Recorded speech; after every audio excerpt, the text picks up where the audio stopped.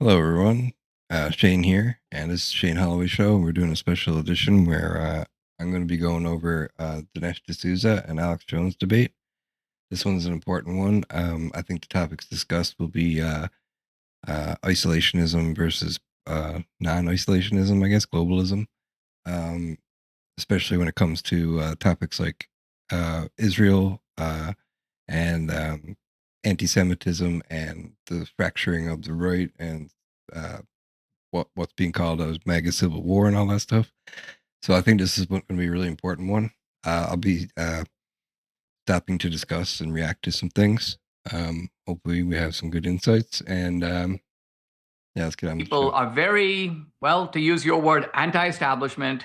They have been lied to by their professors, by their teachers. They have been lied to by the FBI, by the police state. This is like the young people in America and stuff. By the CDC, by the NIH. So they are, I think, rightfully distrustful of authority. And they don't take things for granted because someone said so. I think the problem here is this, that what is happening is that some of these young people are falling for the idea that because they have seen all these conspiracies come true, and because they have seen all these institutions lie to them, that therefore there is a sort of master manipulator, a kind of puppeteer of all the puppeteers, the person that is controlling all.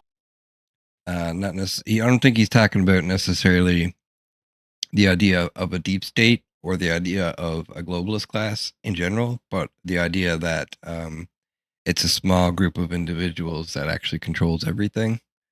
And specifically when it comes to Jews and other groups. All of this, and that is somehow the Mossad, that's Israel, that's Netanyahu, or that's the Jews. Now, my point is I can understand how you got there, because you got there by a series of steps where a lot of institutions genuinely earned your distrust.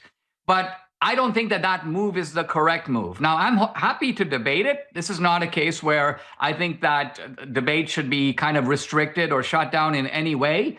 I just don't think it's true. I mean, how can a country of 10 million people with a GDP that is an infinitesimal fraction of ours, that doesn't even have a fraction of the weaponry that we do, how can they possibly, quote, control us? I mean, at the same time, you have people saying things like, Israel is so dependent on us that if we don't give them $3 billion, their country will collapse. And those are the same people who say Israel is so powerful that they own every congressman and every senator. Now we're getting to the heart of the matter. Which is it? Now we're getting to the heart of the matter. Here's the bottom line. All right, Dinesh is getting a little upset here about it all. He's very pro-Israel, as you can tell. And then Alex is going to lay out his argument now. And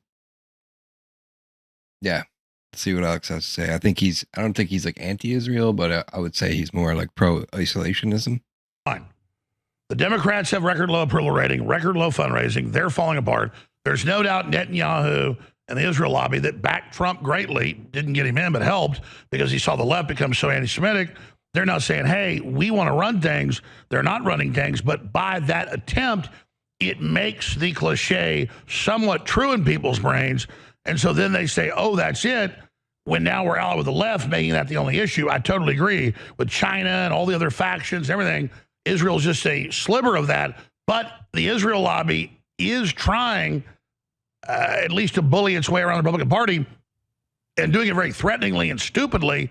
So it makes the delusion true. And then that I think what you're saying is Okay, so before we get too deep into this, let me fix something here. I'm going to drop this. There we go. Now we can see more. Saying, Alex, it's backfiring because any heavy-handed campaign is going to provoke a resistance. The government fears Alex Jones, who has the largest audience in the country, bigger than any of the networks, the biggest megaphone in the country. The deep state hates Alex Jones with a vengeance. Alex Jones is the most extraordinary person I've ever met.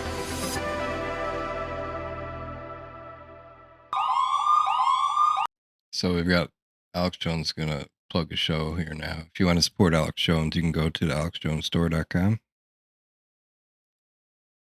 And we'll get right back into it. For you and your family's future and our collective liberties than supporting the operation at thealexjonesstore.com. And thank you for keeping me and my crew in the fight. All right, Dinesh D'Souza is our guest for the next hour. He's a great American, does a great job defending the West and our freedoms. But I've seen him be critical of Tucker Carlson. I've seen him kind of join in on all this. He's got a new film out we'll get into as well. And my issue is, why is Israel, with the left and now with the right, the main central issue? And then why does Mark Levin and Ben Shapiro and them going on a war path against Tucker, who's just as curious and has all sorts of guests on, why is that becoming the main issue of the Republican Party and driving a wedge? Because I see Ben Shapiro and Mark Levin and Josh Hammer saying Tucker's a fox in the hen house. We need to neutralize him. And Levin saying, we're going to censor you, we're going to deplatform you, we're going to do all this. It just totally turns people off. And so I'm gonna do a little explanation here. The reason why I think, I can tell why they're upset is because they're trying to convince people that supporting Israel is not really that bad, and that everything, a lot of the support that is given to Israel is reciprocated tenfold.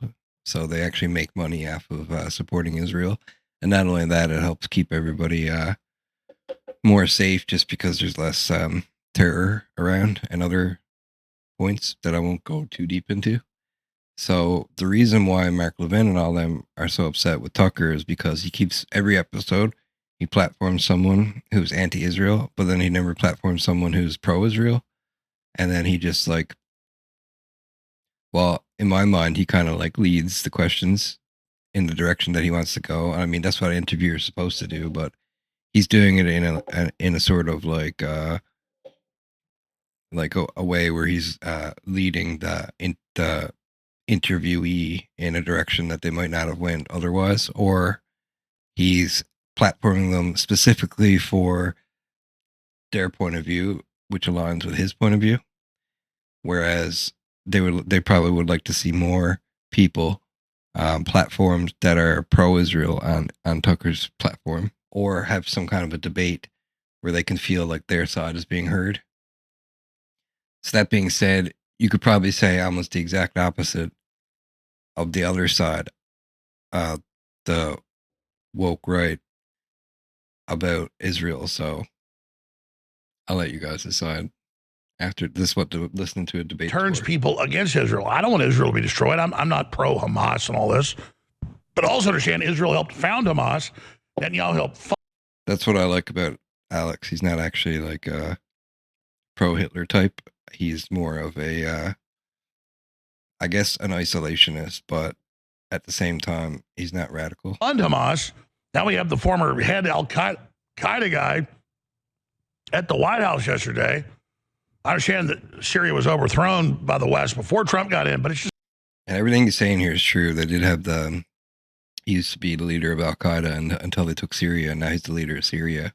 So they're trying to get Syria into the Abraham Accords, supposedly, with Israel, so there'll be more peace. But a lot of people are upset with him, obviously, because he is part of Al-Qaeda. So that's just that's just going to happen. It is. I don't really agree with him either, but I don't know all the facts because there's probably a lot of stuff going on behind the scenes. It's crazy. And so there's got to be some nuance here to say what should be the big issues, like China.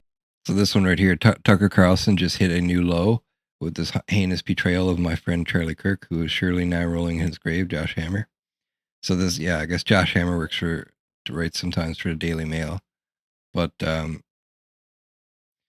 fox is now comfortably ensconced in the hen house, and unless the fox is neutralized, the victim could be the entire extent GOP coalition itself. I think this is just a metaphor. I think people are overacting. They're saying this is some kind of threat, or I think it was more he was saying that they're a danger, like a really big danger, like the fox, and it needs to be taken care of. And they took it as like a, a murder threat. But I mean, you can just pick up a fox and flick it. Now, and rare earth minerals and securing the border and getting jobs back and stopping inflation.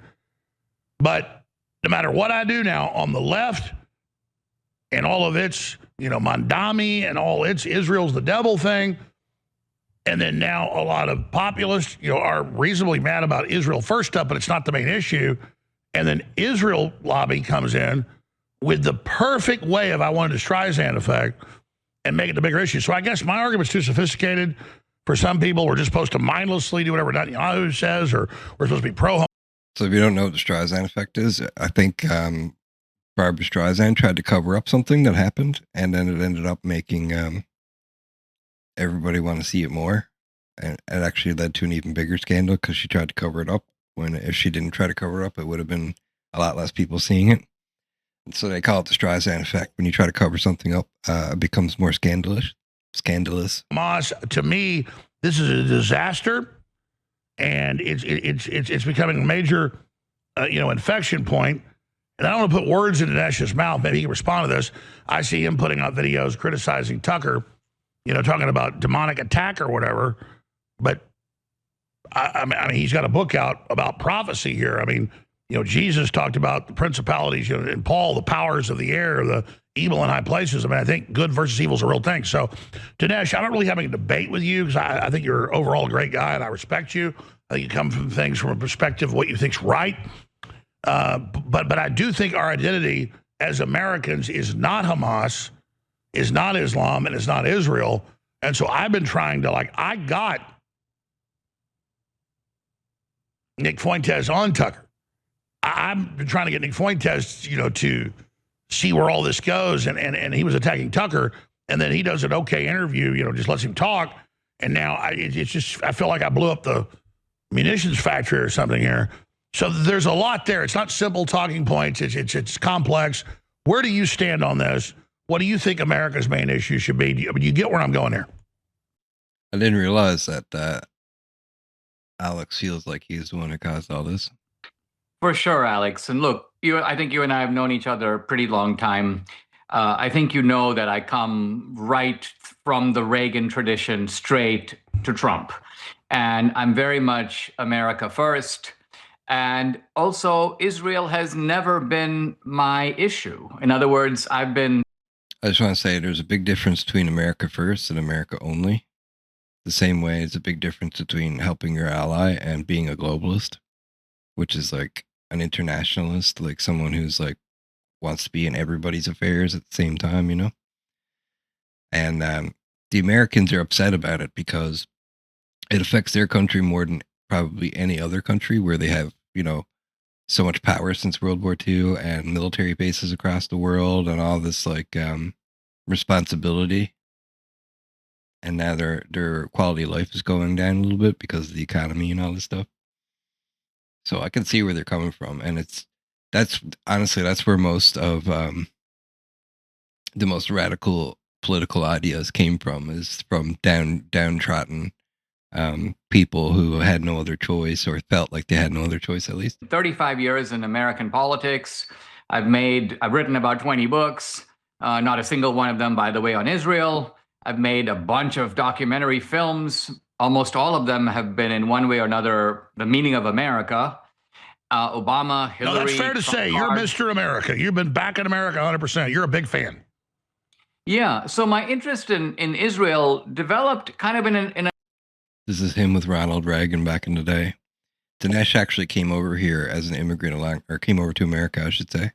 I keep thinking of like North America because I'm Canadian, but he came over to this continent, into America, when he was young, and he came by himself, and he assimilated as soon as he could, and he loved the country and stuff. A rather odd way. I went there really for the first time 3 years ago. I don't have deep connections with Israel. I went for the first time. I was like, wow, it does feel like I'm in the land of the Bible. And what really intrigued me, Alex, was all these findings in the last couple of decades in biblical archaeology. Because of my own past work in Christian apologetics, I said to myself that all these figures in the Bible And for hundreds of years, they were only in the Bible. You had to take them on faith. But now Somebody they're finding it everywhere. It's all being proven. Yeah. It's coming out of coins and stone inscriptions and seals. And I was like, wow, this is really amazing stuff. Right and I where said, they "Oh, say well, they find the aluminum seals, right where Moses did it. I mean, it's crazy. it's crazy." And I said, also, look, there's a political That is pretty crazy. All the stuff from the Bible is like being found to be true lately. And that's the thing, we're all Christians, so we should all get along, and we shouldn't I don't know.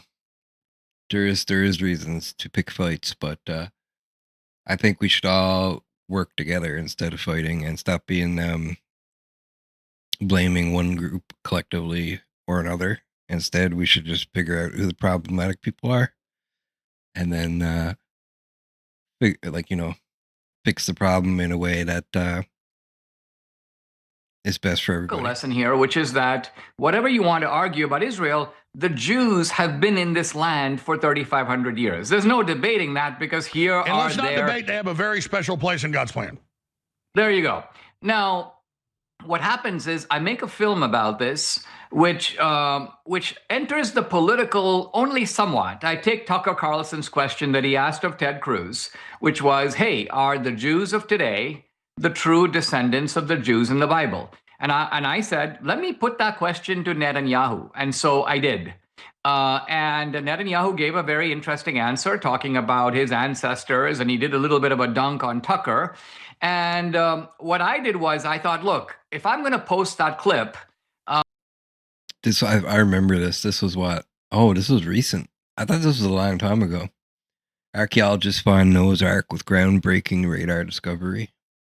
November 10th, 2025. That's crazy. I don't want to ambush Tucker. I'll send it to him first. I texted it to him. I go, Tucker, I took your question, I posed it to Netanyahu, and this is what he said. I'm doing a very responsible thing. You raised the question with Ted Cruz in public. I'm asking the very man you mentioned, Netanyahu, the Prime Minister of Israel, to respond. And then Tucker sent me a very irritable response with some kind of genetic study claiming that the Jews of today are only like 67% connected to the ancient Israelites.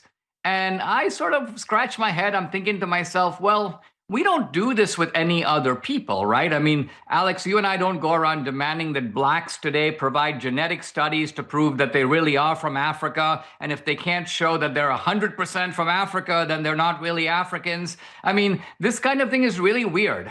And Tucker doesn't do it with He's got a really good point there. I don't know how Alex is going to come back on this one. any other group. So I kind of pointed that out to him. Now, Tucker and I had been last year together on a conference. We traveled over to a bunch of cities in Australia. We gave a lecture tour together. So we were together for about 8 or 9 days. And Tucker's like, well, Dinesh, why are you being like passive aggressive here? As if to say that in questioning him in any respect, I was either calling him an anti-Semite or somehow, insulting him. And I was a little baffled. I'm like, well, Tucker, I'm just disagreeing with you. And somehow this cut off the tie between me and Tucker. Now, look, my thought about all this is we should be debating these issues. I am certainly not Israel first. I do not think that there is any immunity of the Israeli government from criticism. I think the issue of AIPAC's influence in American politics is a legitimate one to debate and discuss. I also think The one thing I don't get about AIPAC is like AIPAC is an American group, but they lobby for Israel on behalf of American Jews. So even though it's a group that's based out of America, you could say that it's technically a foreign lobbying company. So that, I guess he's right that you could debate that, but in reality, they're not actually part of Israel. So that's where that falls through the cracks a little bit there.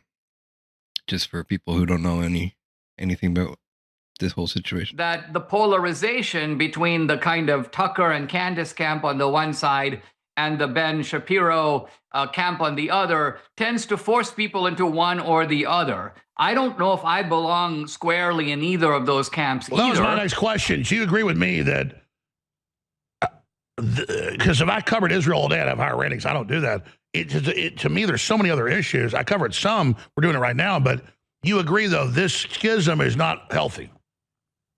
Of course, I agree. And look, what I find weird is that both sides basically say it shouldn't be about Israel, and that's all they talk about. I mean, Tucker, too, to be fair, because remember, when Tucker was on Fox, was this a central topic for him? Not at all. But now, if he's talking about tariffs, if he's talking about World War II, if he's talking about the atom bomb, if he's talking about Sharia, it doesn't matter where he starts. He like always has the same end point.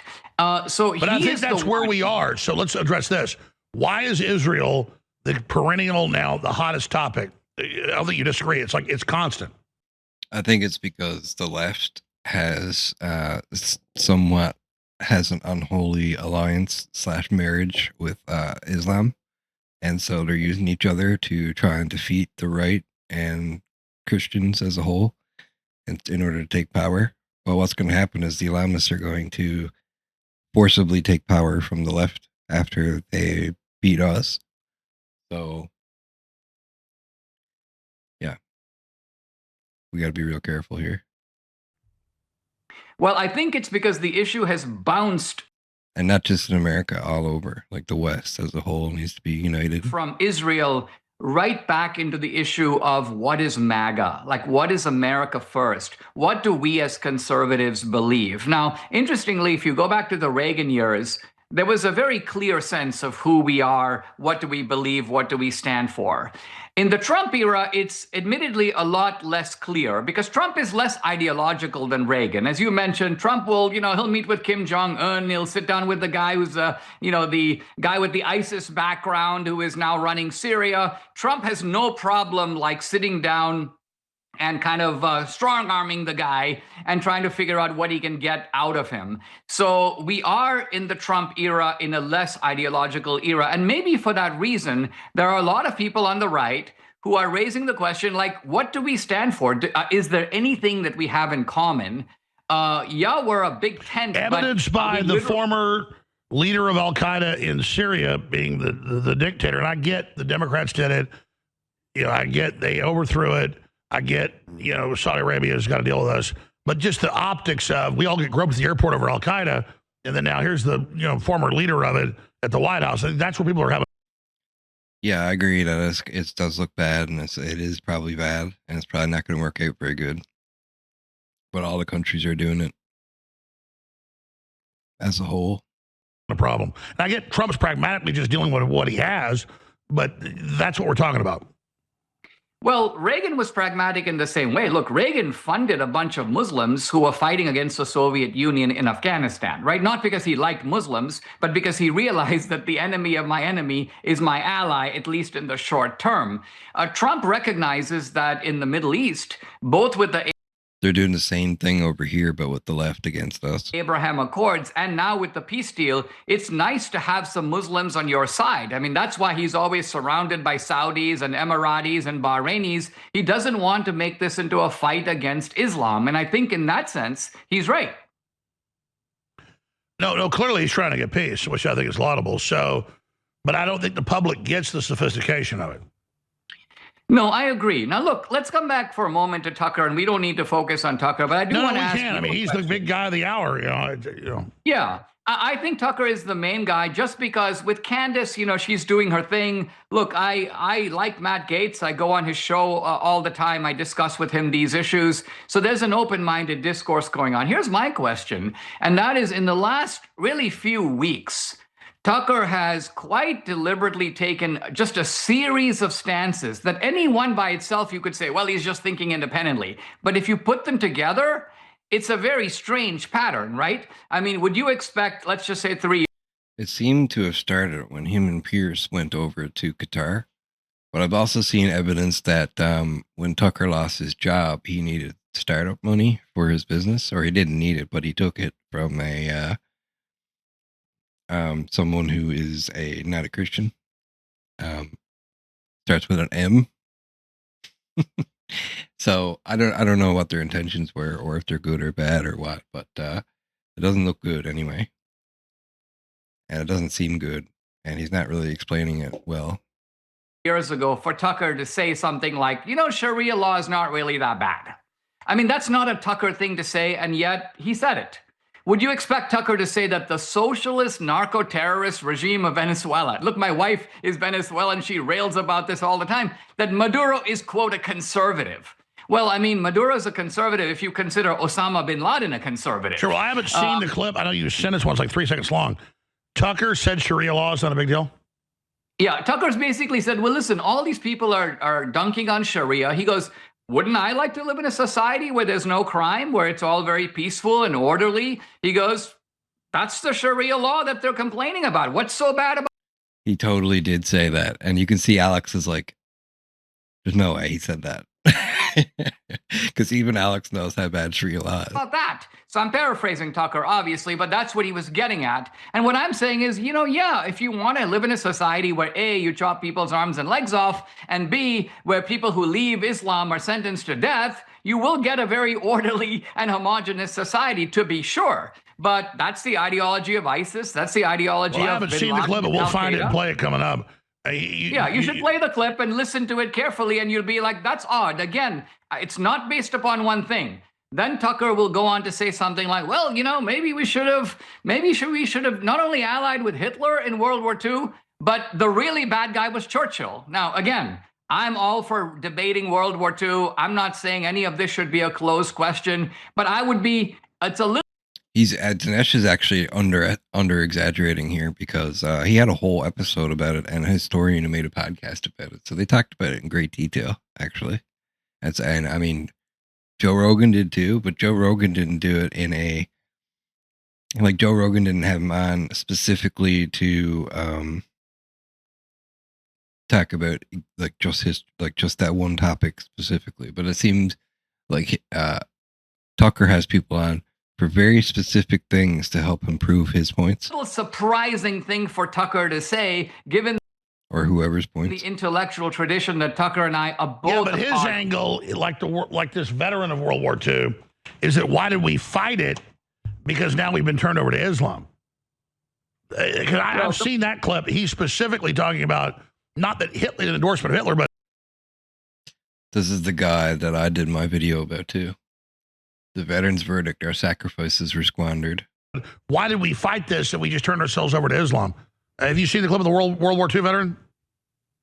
Well, I've seen the clip of the World War II veteran, but I want to focus on what Tucker was saying. The United States, by the way, did not get into World War II to fight the Nazis. Let's remember that Hitler invaded Poland in 1939. That's when World War II started. We did not get into it until the Japanese attacked us in Pearl Harbor. So the United States did not get in that war just to bail out Winston Churchill. He was begging FDR to do it. FDR did not do it. The U.S. only got in when we were directly attacked at Pearl Harbor. So again, we should have this debate. I guess my problem with Tucker is he'll have these guests like the nun with the mustache or the World War II academic. He does no critical examination, even though I've known him long enough. I know that he knows the counter arguments and the questions to raise. So people will say the most outrageous things, even when Nick Fuentes brought up Stalin. Now, I know you well enough, Alex. You're not a fan of Stalin. I mean, this is the greatest butcher of socialism of all time. This is a guy who killed more.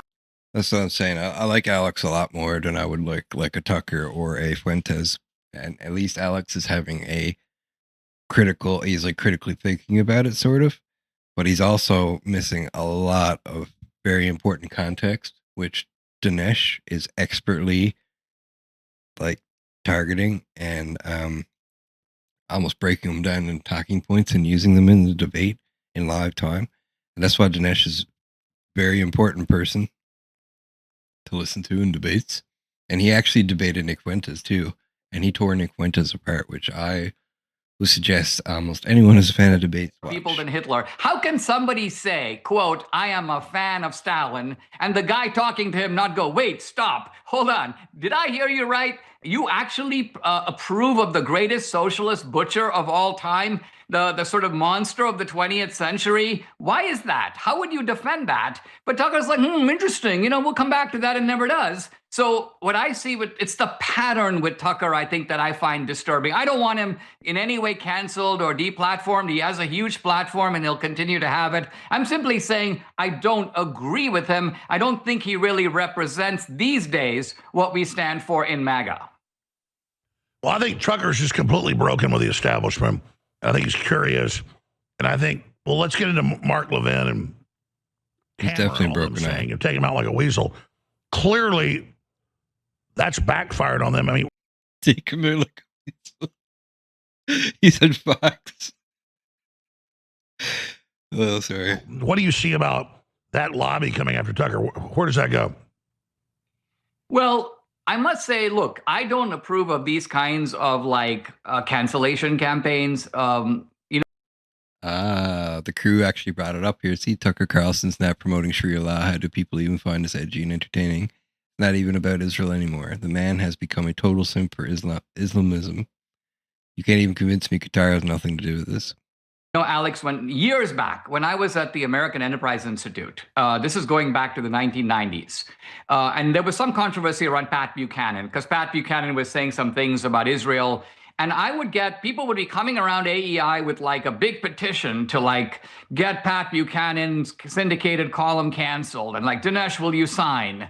And I was like, no, I refuse to sign, because I'm not going to be a part of this. If I wanted to write an op-ed or an article about where I disagree with Pat Buchanan, I'll think about it. I'll do that myself. I don't need to sign your petition. I've never been on board with these sort of cancellation campaigns. I believe in free speech for you and for me and for Nick Fuentes and for Tucker. But believing in free speech doesn't make you immune to criticism. And I think that is really where sometimes people blur the distinction. They're like, you're trying to get Tucker canceled. No, I'm not trying to get Tucker canceled.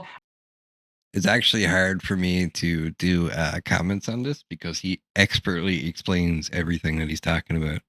So everything he said there is pretty much what I was about to say anyway. I'm merely disagreeing with him. No, that's definitely true. People that on the right and left, when you disagree with them, they say it's censorship. That's not censorship. No, and let's go back to Buckley in the old days, because Buckley was a kind of a gatekeeper. I will admit that. But he was not a narrow gatekeeper. Of the old National Review, which I experienced really just as a teenager, the old National Review was full of kooks. Brilliant kooks, but they were all over the place. I mean, there were paleo conservatives, and there were Southern agrarians who were against Lincoln, and there were libertarians, and there were people who wanted to dissolve the state. There were traditionalists. So it was people all over the place, from Friedrich Hayek to George Will to a guy named Whittaker Chambers. And Buckley liked it. I mean, the kookier, the better. As long as you were smart and you wanted to argue, Buckley was all for it. But Buckley's point of view is, look, it's not unlimited. In other words, we don't want outright lunatics on our side, outright bigots, people who say, blacks are like monkeys. That was not acceptable at National Review. Why? Because Buckley recognized that would smear the entire movement. That would actually take us down. So Buckley's idea was a big tent, but not an unlimited tent. And that's pretty much my view. My point is that Ben Shapiro. Alex just has to change the topic because he has he has no comeback to that whatsoever, and there's nothing to say to that. And I don't think that Alex actually thought that anyway, but he just gave him the room to say it. Right? And Mark Levin trying to come in and say, I can play the clips. I don't want to play them. I'm sure you've seen them. We're going to deplatform you. We're going to get you. We're going to crush you. You're a fox in the hen house. We're going to neutralize you. Is just extremely aggressive. And I don't think they realize in this hyper-aware, populist, anti-establishment. This was, so if you see here, it was October 29th. This was directly after something happened. I don't remember what it was exactly, but it was a direct response to Tucker Carlson saying stuff about Charlie Kirk. So it could have been an emotional article. I don't think Josh Hammer apologized or ever will apologize. And I don't think he was even wrong in saying it. But I guess if you're going to invoke Charlie Kirk's name, then you better not talk about neutralizing anybody. So it is a bad look. I'm not going to defend him too much, but I'm not going to attack him. Establishment movement. Like if I That being said, I hate the Daily Mail. was advising the pro-Likudniks on how to destroy themselves, I would tell them to do exactly what they're doing. I mean, I don't know. I want to believe they're smart. I don't think they're stupid. But this is like, but I get for them personally, it makes them the center of attention, just like those going after Israel. So I think that's a lot of what's going on here. Is this is a kind of a simplification of the world down to Israel and Islam and pro-Israel, anti-Israel. My big concern is accept it, have a debate, whatever. I just want to call out the fact that there are forces on both sides of this, both in the right wing and the left. It's kind of the third ring. The left's licking their lips over this. And so I'm trying to like get a sophisticated message to people to see this and just pull back that it's not the only game in town. Because what's going to happen is if the right gets too weak, then the left will just overpower them and take power again. Then we're all right back to square one. Actually, we're even further back than square one because we're never going to get, like, I'm in Canada. We don't even have conservatives yet. I've been under the left for like 12 years or something like that, 11 years. So it's pretty rough over here. And I would like it if America had a strong right and Canada had a strong right and the UK had a strong right and France and Germany and all these places. And then we could all just work together to stop violence and stop criminals and have a good world, and we're gonna all be rich and have a good life and build lots of stuff and eventually go to other planets and whatever. Does that make sense? Yeah, and look, I'll put it this way. You know, as you know, my son-in-law is a young congressman, the youngest in the GOP. He hears from young people all the time, as I do. And a lot of these young people are very, well, to use your word, anti-establishment. They have been lied to by their professors, by their teachers. They have been lied to by the FBI, by the police state, by the CDC, by the NIH. So they are, I think, rightfully distrustful of authority. And they don't take things for granted because someone said so. I think the problem here is this, that what is happening is that some of these young people are falling for the idea that because they have seen all these conspiracies come true, and because they have seen all these institutions lie to them, that therefore there is a sort of master manipulator, a kind of puppeteer of all the puppeteers, the person that is controlling all of this. And that is somehow the Mossad. That's Israel. That's Netanyahu, or that's the Jews. Now, my point is, I can understand how you got there, because you got there by a series of steps where a lot of institutions genuinely earned your distrust. But I don't think that move is the correct move. Now, I'm happy to debate it. This is not a case where I think that. I'm kind of in that too. Like, you just need to take control and fix it and get rid of the corruption. That debate should be kind of restricted or shut down in any way. I just don't think it's true. I mean, how can a country? And I mean, like, the people take over, not just the right or whatever. Like, both sides need to unify. Of 10 million people with a GDP that is an infinitesimal fraction of ours, that doesn't even have a fraction of the weaponry that we do. How can they possibly, quote, control us? I mean, at the same time, you have people saying things like, Israel is so dependent on us that if we don't give them $3 billion, their country will collapse. And those are the same people who say Israel is so powerful that they own every congressman and every senator. Now we're getting to the heart of the matter. Yeah, really, though. It's like, I heard that one time someone in the Egyptian government blamed Mossad for a shark that had eaten someone because they said they placed it there on purpose to ruin tourism. Now we're in the heart of the matter. Here's the bottom line. The Democrats have record low approval rating, record low fundraising. They're falling apart. There's no doubt Netanyahu and the Israel lobby that backed Trump greatly, didn't get him in, but helped because he saw the left become so anti-Semitic. They're now saying, hey, we want to run things. They're not running things, but by that attempt, it makes the cliche somewhat true in people's brains. And so then they say, oh, that's it. When now we're allied with the left, making that the only issue. I totally agree with China and all the other factions, everything.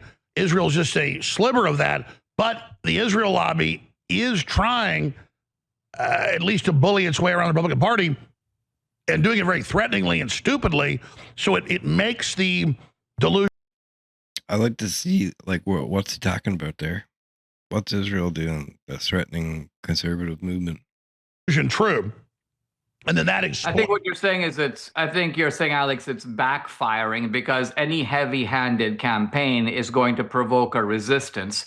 I don't think that the Israel lobby, by the way, is less determined or cunning or has more resources than, let's say, the China lobby or the Qatar lobby. I think China is about 5 times the influence. So stay right there. Let's go over this. And again, folks, I'm not here as an apologist for Israel. I'm just like, it's just like, come on. All these people waking up only know one thing, Israel. You've got to learn other stuff. And people say, oh, it's a distraction from Israel. No, it's called having a wide spectrum understanding. He's right, too. He's right about all that. Ford Foundation money, any corporate money, any banker money. I sell direct products to listeners. This is 15 years ago. The left came after all my sponsors and harassed unprecedented sale, collective murdered out Infowars. Things. I just call balls and strikes. Like, I don't dislike the Chinese people. I think they're great, amazing, but I don't like their communist leaders. So I think, Dinesh D'Souza, a lot of people out there criticizing Tucker is one of the most credible because he comes from a place of real discussion. That said, and I don't even want to pay attention to it, but I've been forced to, the level of hatred at Tucker from the American Zionist lobby and the Christian Zionists is foaming at the mouth. I would say that Tucker is also very, it's not just Tucker either. It's also Candace Owens. It's also Nick Fuentes. And Tucker doesn't realize that. And it's also Tucker, like, constantly platform anti-Israeli people. And it's like all this stuff that's going around the world. Like, there's, like, Jewish people being killed. And October 7th happened. And, like, so it's not just, it's a lot of things. And I guess you can't blame all those things on just one person alone. But this person is supporting the things that caused those things to happen, which is why everybody is so upset because they're afraid that it's going to cause them to happen again. And they need to know anything old paradigm is being rejected now by young people and middle-aged folks. Maybe you got some boomers. But I'm telling you, I'm on the street. And I'm just saying this bullying stuff is not going to go well. Because, look, I'm not stupid. I think second, third, fourth order effects, okay? I don't want Israel driven from the mountains to the sea. I'm not anti-Israel. But all you that are anti-Israel, they got a bunch of nuclear weapons. They're not going anywhere. So this delusional thing to say Israel runs everything and is the only source of any problem on the earth, and to obsess over it becomes a distraction from China and the EU and the censors and the drug cartels and the fentanyl and the pedophiles and Hollywood and the left. And that's what they want. So I'm like intellectually, I know the public, a lot of the public wants it easy. This football team, that football team, this. And by they, I mean the left and all those other people he mentioned. Hockey team, that football team. And people say, well, which side are you on? I'm on Team Humanity. So I could talk about it for hours. The point is it's extremely frustrating. I saw this big conflagration coming years ago. I tried to diffuse it on both sides. Turns out I made it worse, whatever I tried. And now here we are going into the midterms coming up, and this is a disaster. Because they've got the polls, the analytics, like Israel's bigger than inflation.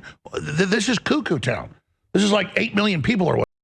Yeah, this is just like when in Canada, everyone voted for Carney over Poilievre because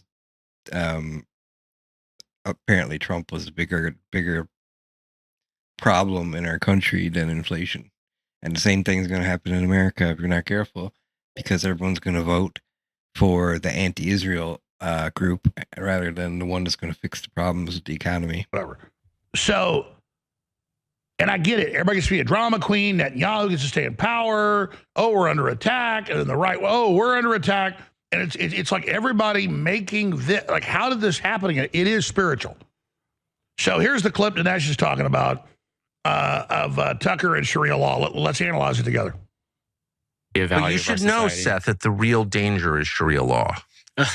Sharia law. And you can tell when you go to a place like Abu Dhabi or Riyadh, like, oh man, I hope we don't ever wind up with a society like this with a rape rate of 0, where you leave your keys in your Lamborghini and don't ever worry about it being stolen. And, you know, if people want to get wasted, they do it at home. You know what I mean? Yeah. I don't. Boy, I hope we don't wind up with that. Mm-hmm. Yeah, I think that, I mean, Sharia law is obviously just a punchline. I don't know that too many people actually believe in the reality of that. And I mean, sure, like I said, you know, I'm a lawyer. I actually studied legal philosophy. Right. Sharia is not that different from other legal codes. A lot of our own legal code, the Anglo-Saxon common law, Anglo-American. That should be terrifying to people, because that means that they can put their laws in very easily in with our laws and create Sharia law over here, which they've been doing.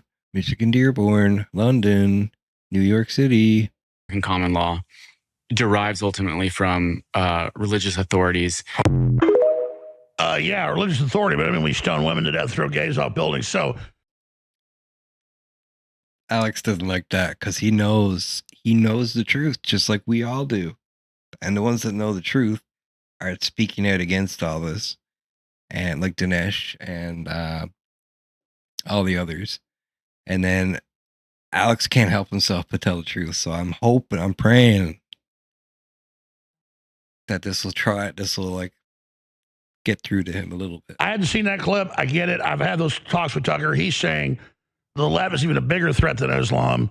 And but I do get where you're going. And next time I talk to Tucker, I'm going to ask him about that. So that is a interesting clip. Yeah, just responding, Alex, to what you were saying earlier. I don't think there's any of us, certainly not me, who believes that somehow Israel is immune from criticism. Just to offer 2 criticisms. One is somebody was not looking at the border when October 7th occurred. There's going to need to be a big investigation about how that happened. Number 2, if Israel had released the footage on October 7th, I think the world would have a much better understanding of what happened. The government of Israel chose not to do that.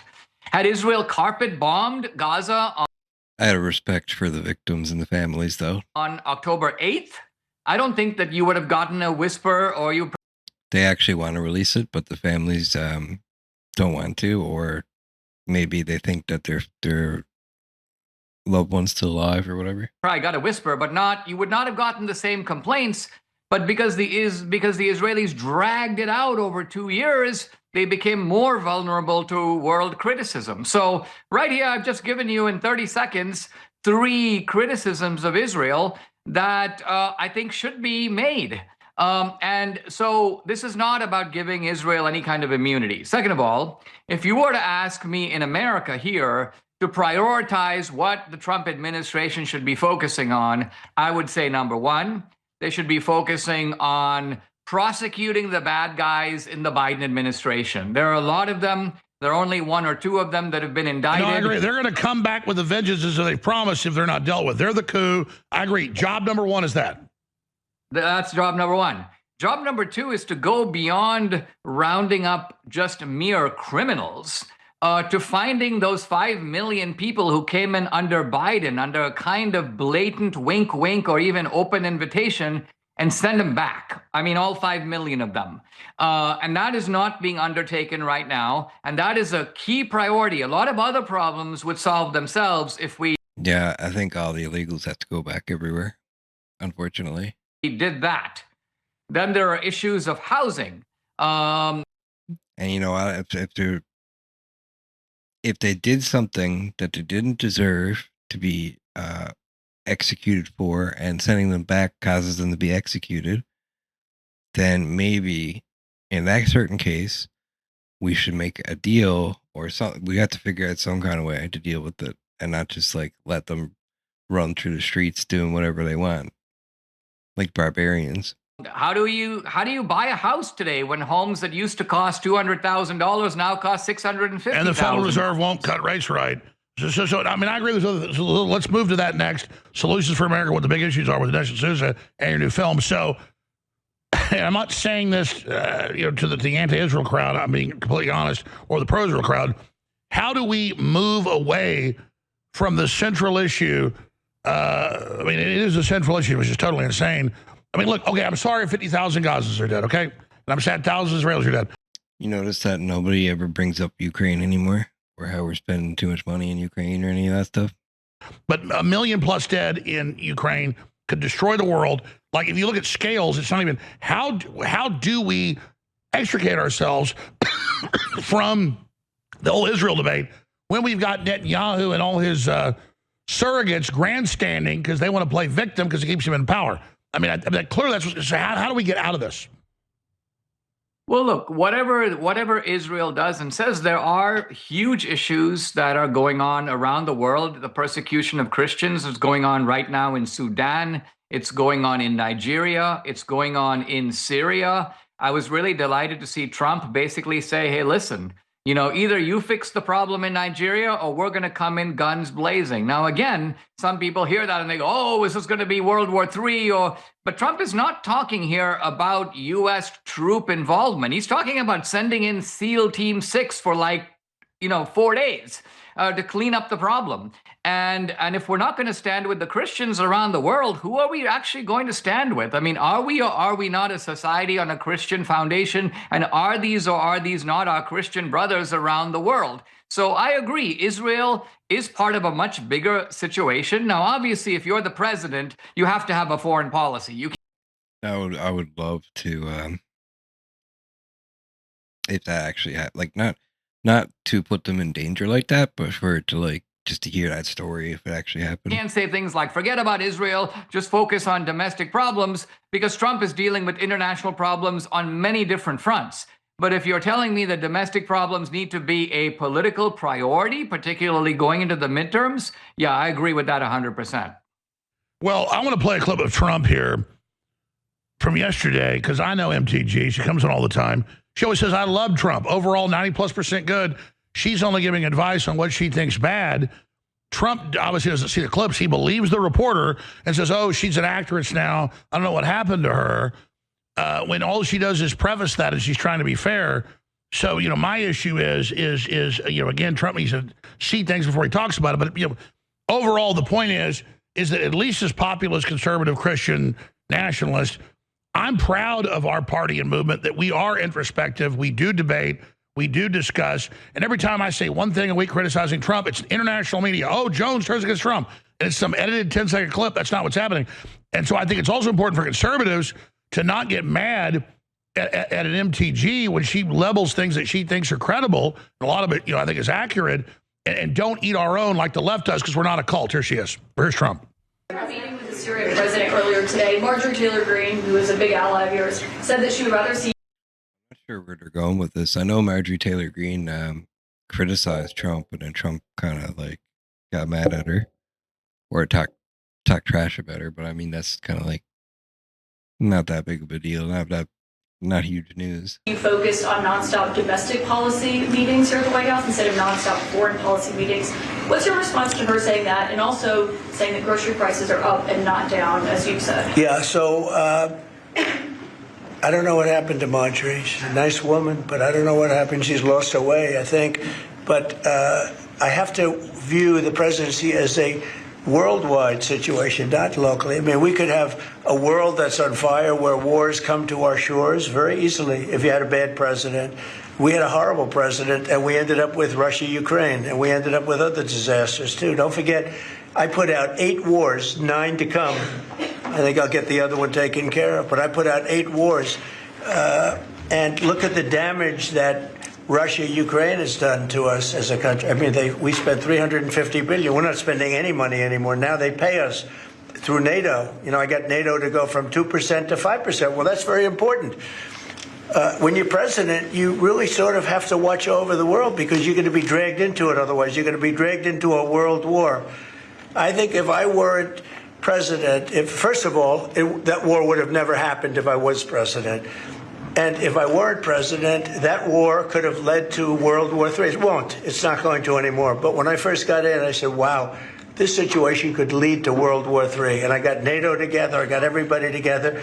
But with all of that, I passed a great, big, beautiful bill, which is the biggest tax cuts in the history of our country. So it's pretty important what he said there, where America is actually part of like this big global infrastructure where they have bases everywhere, and if they don't really take actions in some of these things that are going around in the world, sometimes they can spiral out of control, and they're going to end up on our shores anyway. And the whole economy is globalized right now, as much as we don't like it.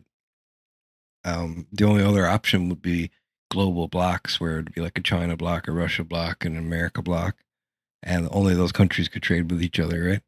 So in order to have like a more prosperous world, some things have to be, unfortunately, globalized.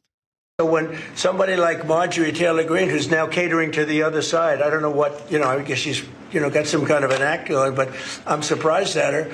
But when somebody like Marjorie goes over and starts making statements like that, it shows she doesn't know. I don't devote a lot of my time. Let me give you. Well, A, the media misrepresents what she's doing, but B, obviously we're all interconnected, small world. Trump's trying to stabilize the country, the dollar. All of it, I agree with what he's saying. He's right, but so is she. The media has misrepresented it. But you've got Laura Ingraham attacking Trump last night because the hot thing is to do it, not because the left picks it up. Nobody watches them. The constituency, I get, wants instant gratification. They don't know how far we've moved this quick. And so people say, oh, attack Trump more. I'm like, do you understand that this is very tenuous? I will criticize where there's problems, try to get him back on the straight and narrow. But no, he's a lifeboat we're in. So it's a very narrow tightrope to walk here, in my point. And this is not much of a debate because I agree with almost everything they're saying. People better be very careful. I'm not talking about Green or anybody. I'm just saying in general that if Trump fails, you look at the world economy and things, it goes from bad to worse. Dinesh D'Souza. Yeah, look, I mean, number one, I think we know enough about Trump to realize he is a certain type of personality. He is an absolute like alpha male of alpha males. He hates to be criticized. And if you criticize him, he's going to lash out. I mean, that is a given. And it's very different. If you had said the same thing and it was Reagan, Reagan would have been like, well, I think Marjorie Taylor Greene, she's done a great job, but, we need to have a little bit of a talking about this and so on. Well, Trump is going to be like, you're off the reservation. What's wrong with you? That is Trump's personality. Number two, he's not wrong. Trump was making a subtle point here. I think that while Marjorie Taylor Greene is saying, hey, Trump, you need to pay more attention to domestic issues, Trump is saying, look, these international issues and domestic issues are connected. And so when you look at an issue like tariffs, now, is that a domestic issue or a foreign issue? Well, it's a foreign issue. It involves taxing these foreign countries. But it's even more domestic. No, he's totally right that it's not even secondary. All his international policy is 100% American-centric. Yes, and not to mention the fact that the globalists are added internationally. So if you're going to dismantle globalism, you have to do it. You got to take on the World Economic Forum. Is she mad that they're threatening Starmer and the EU to stop censorship? No, that's directly suing our companies. Exactly right. That's the thing about going to Venezuela. I didn't support these other wars. This one's constitutional. They're doing it. They're funding the Democrats. They're shipping in fentanyl. Thomas Jefferson with the Barbary War, he'd already be in there. This is the Monroe Doctrine. So my listeners get mad at me. They go, oh, now you're pro-war. No, I think it's dangerous. The CIA can set him up. I understand his thinking. Thomas Jefferson would have already hit Venezuela. Exactly. And Trump's view is we need to have... Yeah, and try telling me that those guys weren't Christians. Come on. Come on, guys. Come on. A muscular America First policy that, look, we hit Soleimani. We hit Baghdadi. Hitting Venezuela is very much in the same idea that we go out there, we clobber these guys, and we come home, and things will be better over there because that's a narco-terrorist regime. By the way, Iran, China, Russia all have their fingerprints in Venezuela. You have Iranians sitting in the Venezuelan parliament. So it's not exactly, Venezuela's become an international playground for a lot of bad guys. Well, that's putting it lightly. They're definitely involved in election fraud. They're definitely being used as a piggy bank by the Democrats. Also, people are saying that this is all happening out of Mexico. Like it's all coming from Mexico and going to America, which could be true, but I'd say it's going from Venezuela to Mexico and then to America. And all the stuff, like you just said, it's coming from China, Russia, like all these places is bringing it to Venezuela. And then Venezuela is acting like a hub to Mexico. And then Mexico is a hub to America, you know? The same way they were using India to go from China to India to America and Canada and stuff. You want to cut the Democrats off, you got to cut Ukraine and you got to cut Venezuela off. So what about Ukraine? Where do you see that going? I mean, we've got like literal road warrior footage. The Russians are taking towns every day, cities every few weeks. They can already take the whole thing. They don't want a confrontation with NATO, but they're doing it incrementally.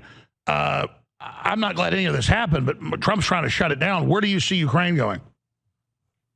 Well, I support Trump's efforts to do that. See, this is very different than what's going on with the Israel conflict because I don't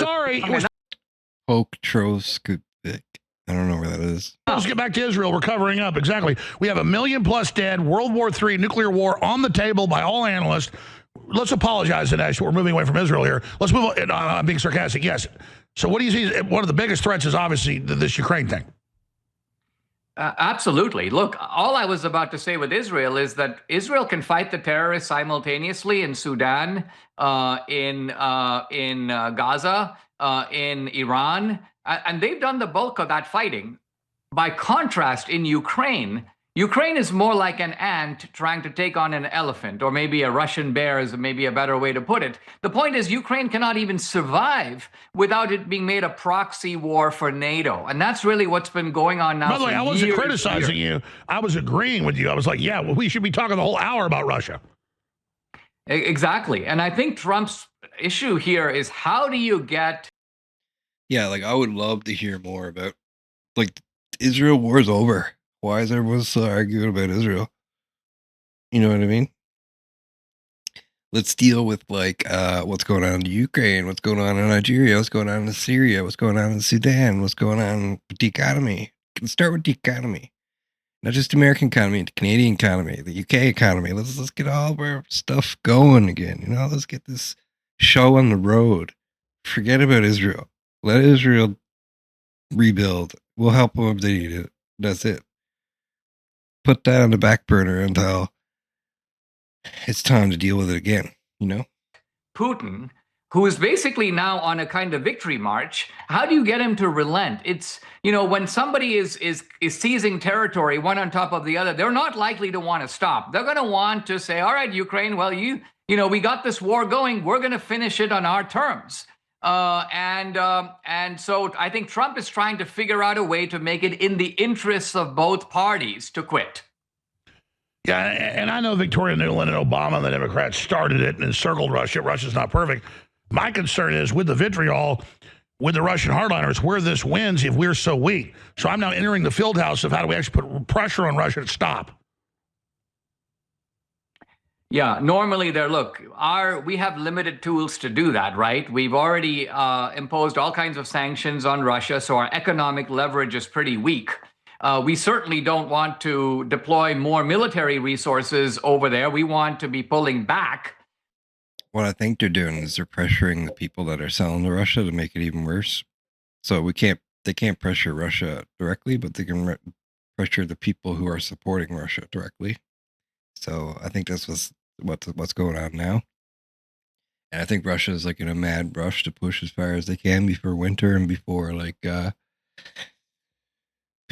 economic sanctions really put their army to an halt. And then they'll make some kind of agreement with the Ukraine. Because right now they're trying to grab as much land as they can, I'm pretty sure, to make it worth everything they fought for.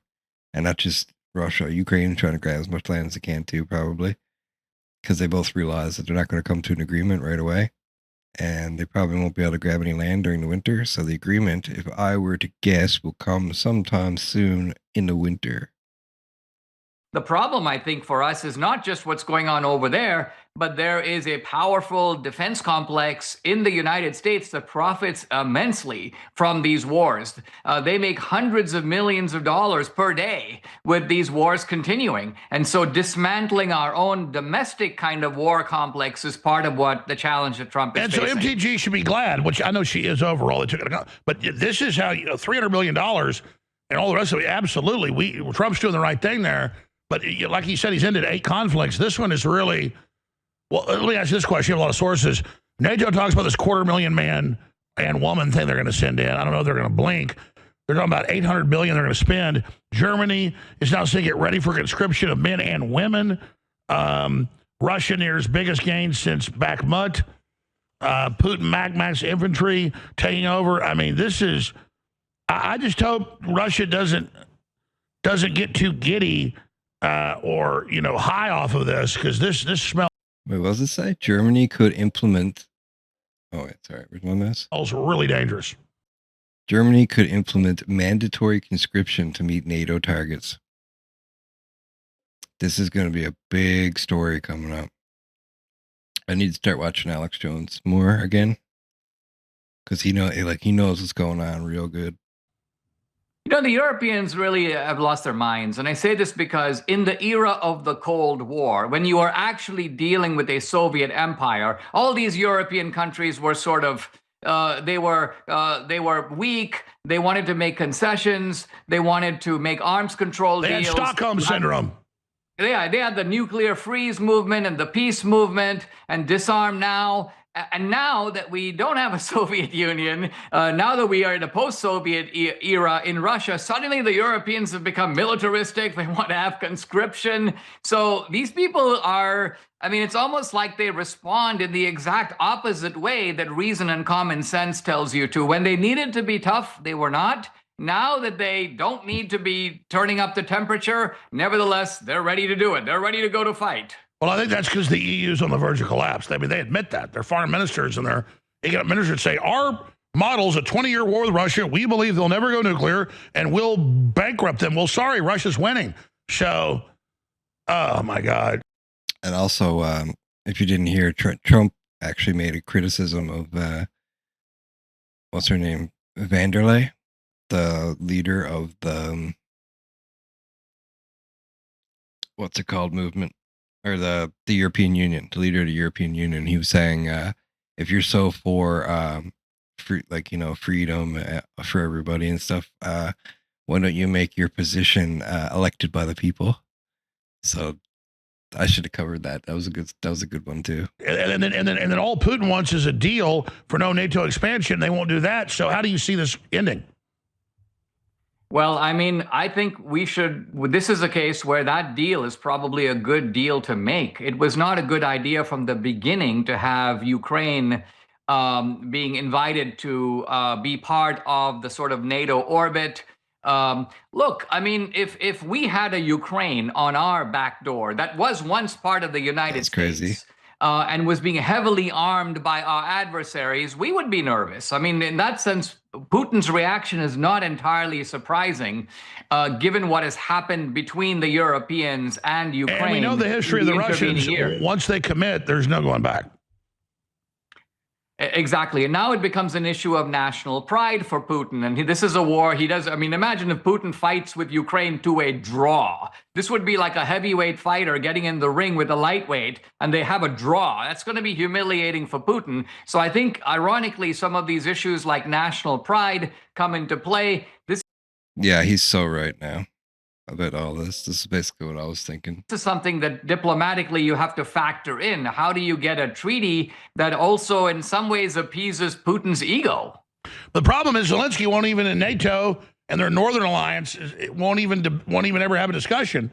The red line was NATO entrance. They still want NATO entrance. It's crazy. In closing, I think you're the fairest person out there that's not been anti-Israel. You're pragmatic. I agree with you. I'm not anti-Israel. I get attacked by the Israel lobby because I won't just do whatever they say.